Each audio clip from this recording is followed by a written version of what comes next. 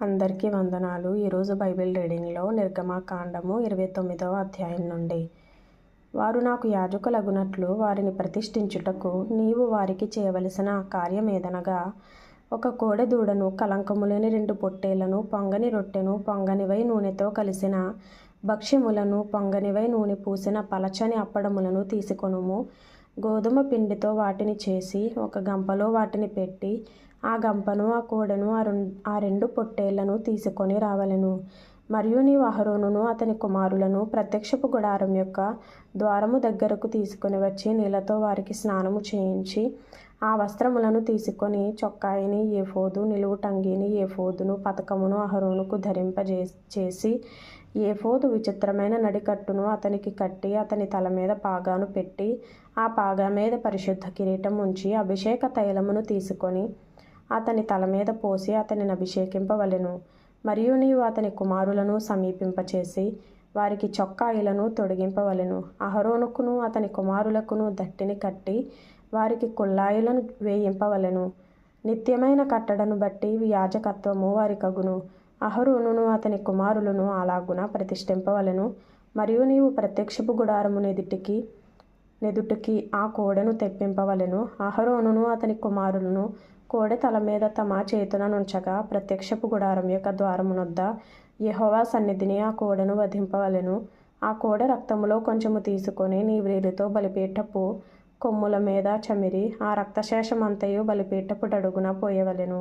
మరియు ఆంత్రములను కప్పుకొను క్రొవ్వంతటిని, కాలేజము మీది వపను, 2 మూత్ర గ్రంథులను, వాటి మీద క్రొవ్వును నీవు తీసి బలిపీఠము మీద దహింపవలెను.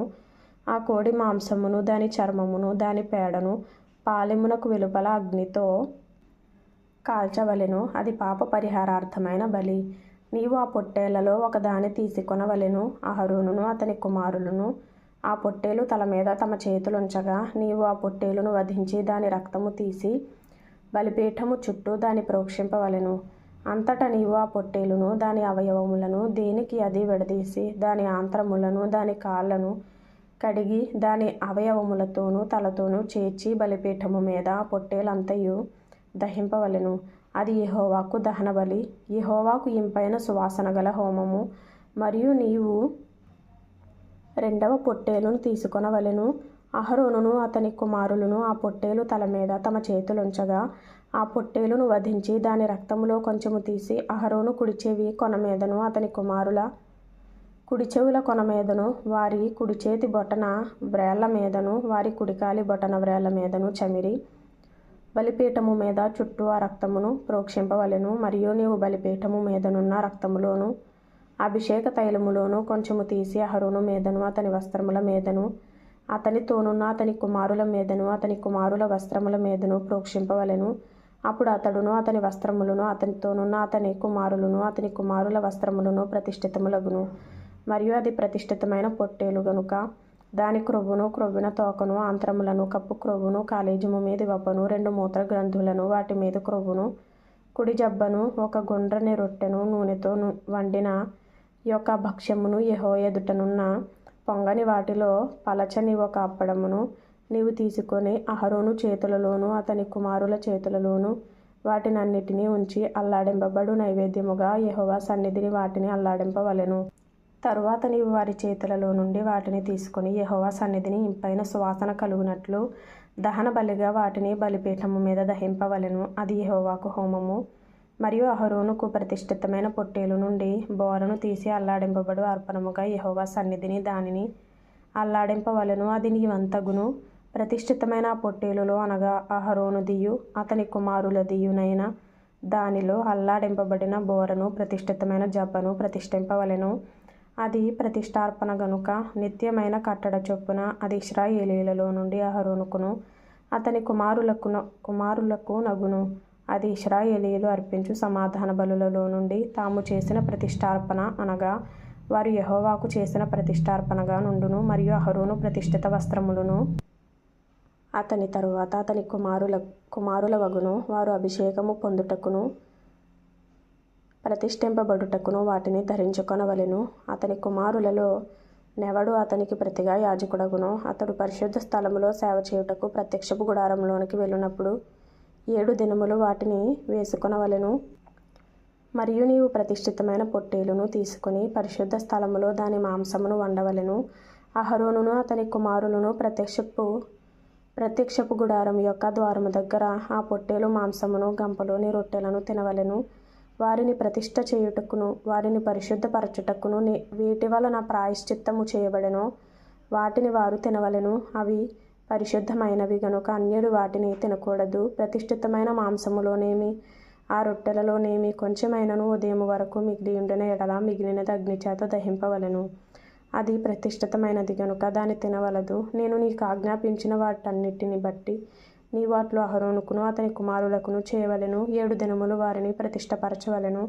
ప్రాయశ్చిత్తము నిమిత్తము నీవు ప్రతి దినమున ఒక కోడెను పాప పరిహారార్థ బలిగా అర్పింపవలెను. బలిపీఠము నిమిత్తము ప్రాయశ్చిత్తము చేయుట వలన దానికి పాప పరిహారార్థ బలి నర్పించి దాన్ని ప్రతిష్ఠించుటకు దానికి అభిషేకము చేయవలెను. 7 దినములు నీవు బలిపీఠము నిమిత్తము ప్రాయశ్చిత్తము చేసి దాన్ని పరిశుద్ధపరచవలెను. ఆ బలిపీఠము అతి పరిశుద్ధముగా ఉండును. ఆ బలిపీఠమునకు తగులునది అంతయు ప్రతిష్ఠితమగును. నీవు బలిపీఠము మీద నిత్యమును అర్పింపవలసినదేమనగా ఏడాదివి 2 గొర్రె పిల్లలను, ప్రతి దినము ఉదయమందు 1 గొర్రె పిల్లను, సాయంకాలమందు 1 గొర్రె పిల్లను అర్పింపవలెను. దంచి తీసిన 30 నూనెతో కలిపిన 10వ వంతు పిండిని పానీయార్పణముగా 30 ద్రాక్షారసమును మొదటి గొర్రెపిల్లతో అర్పింపవలెను.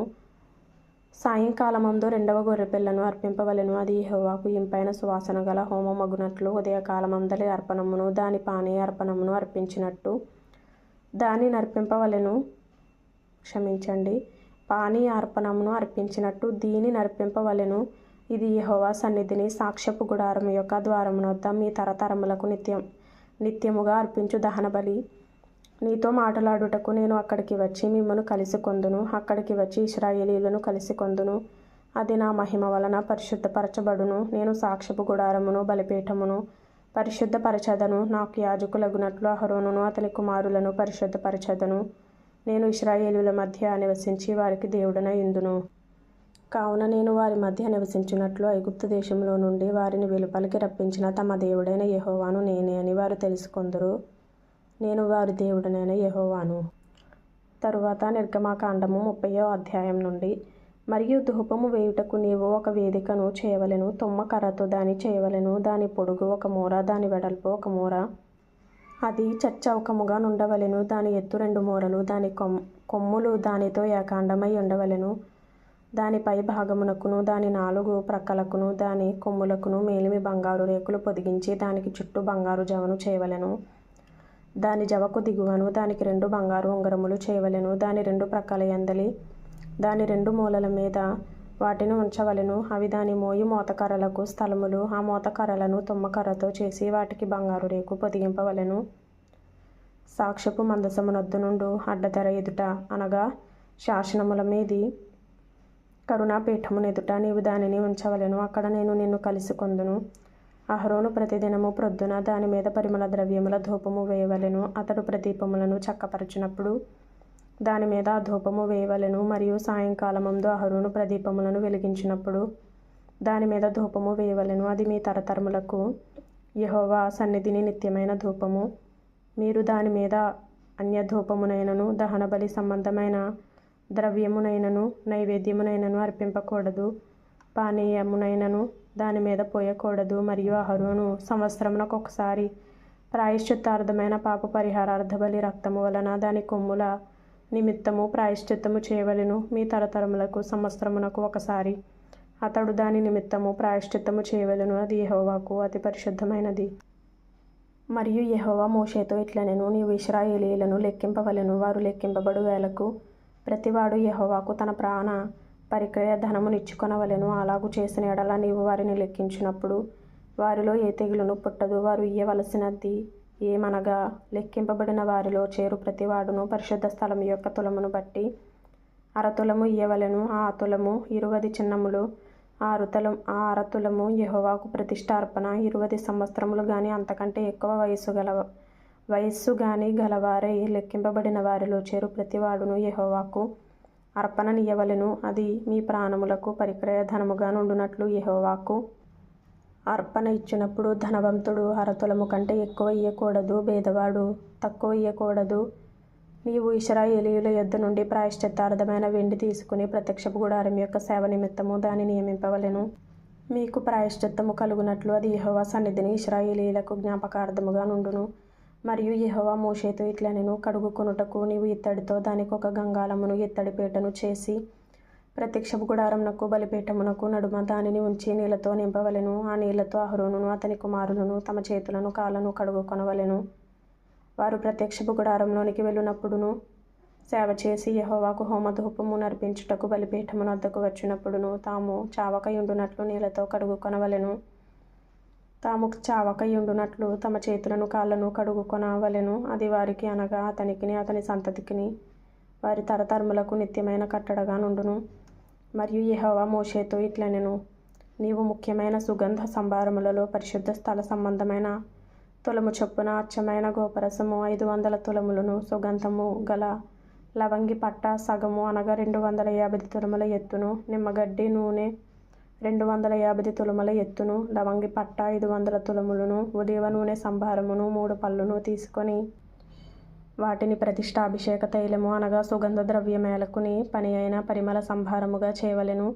అది ప్రతిష్ఠాభిషేక తైలమగును. ఆ తైలముతో నీవు సాక్ష్యపు గుడారమును, సాక్ష్యపు మందసమును, బల్లను, దాని ఉపకరణములన్నిటినీ, దీపవృక్షమును, దాని ఉపకరణములను, ధూపవేదికను, దహన బలిపీఠమును, దాని ఉపకరణములన్నిటినీ, గంగాళమును, దాని పీటను అభిషేకించి అవి అతి పరిశుద్ధమైనవిగా ఉండునట్లు వాటిని ప్రతిష్ఠింపవలెను. వాటిని తగులు ప్రతి వస్తువు ప్రతిష్ఠితమగును. మరియు అహరోనును అతని కుమారులను నాకు యాజకులై ఉండునట్లు నీవు వారిని అభిషేకించి ప్రతిష్ఠింపవలెను. మరియు నీవు ఇశ్రాయేలీయులతో, ఇది మీ తరతరములకు నాకు ప్రతిష్ఠాభిషేక తైలమై ఉండవలెను. దానిని నరశరీరము మీద పోయకూడదు. దాని మేళనము చొప్పున దాని వంటి దేనినైనను చేయకూడదు. అది ప్రతిష్ఠితమైనది. అది మీకు ప్రతిష్ఠితమైనదిగా నుండవలెను. దాని వంటిది కలుపువాడును అన్యుని మీద దానిని పోయేవాడును తన ప్రజలలో నుండి కొట్టివేయబడవలెనని చెప్పుము.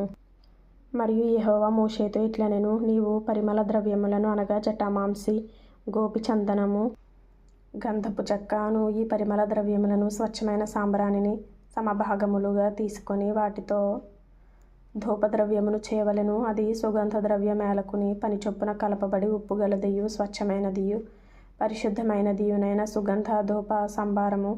దానిలో కొంచెము పొడి చేసి నేను నిన్ను కలుసుకొను ప్రత్యక్షపు గుడారములోని సాక్ష్యపు మందసమునెదుట దాని నుంచవలెను. అది మీకు అతి పరిశుద్ధముగా ఉండవలెను.